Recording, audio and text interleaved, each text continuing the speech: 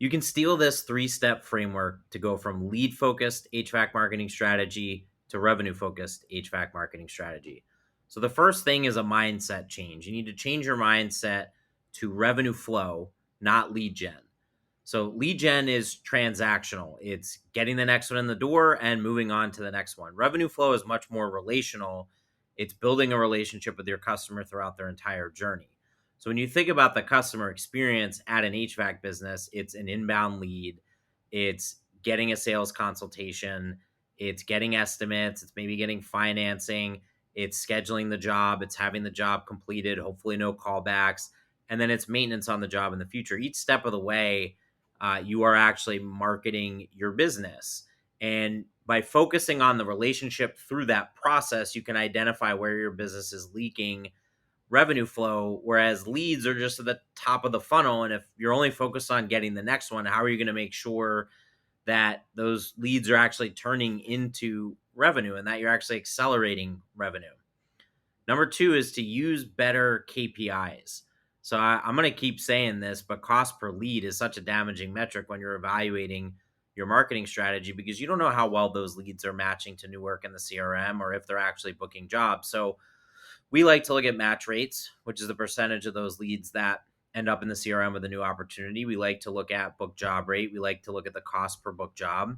So if your cost per book job is $600 or more, then you know that there's a problem in your revenue flow, not a problem with the leads necessarily.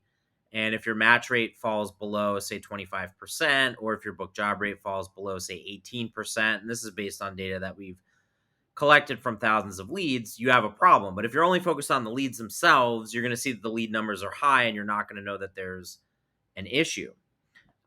Number 3 is, before you spend more on your marketing budget, focus on your operations. So this is literally the number one thing that we see across our clients, is the need to focus more on each of those steps in the customer journey that I outlined above. So do you have a standardized phone script when a client calls in? Do your CSRs answer the phone in the same way? Do they collect information in the same way? What are you doing to make sure that the information is collected accurately? Do they know what services you offer? Do they know how to say no? Do they know what service areas that you serve? Who is responsible for responding to forms and chats? That's another big one that just goes by the wayside, but a lot of customers are using those tools. So it's important to make sure that you're focused on those things. And then, is your website optimized to convert customers? Does it have updated specials? Does it look okay on mobile? Do you have the right landing pages to describe your services? Do you describe your team? Do you have a clear call to action?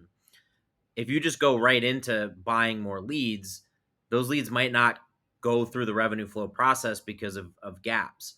So it's a simple framework. And it really boils down to just moving away from the transactional, I need more leads, and toward thinking about this as a revenue flow flywheel that your customer goes through, and that each opportunity to market to them is something you need to take advantage of. And this way we get away from bad metrics that guide and encourage bad behavior, as just get more leads for cheap, and toward revenue acceleration, which is make sure that I'm really good and my business is good and my people are good at turning leads into a paying customer and beyond for years to come.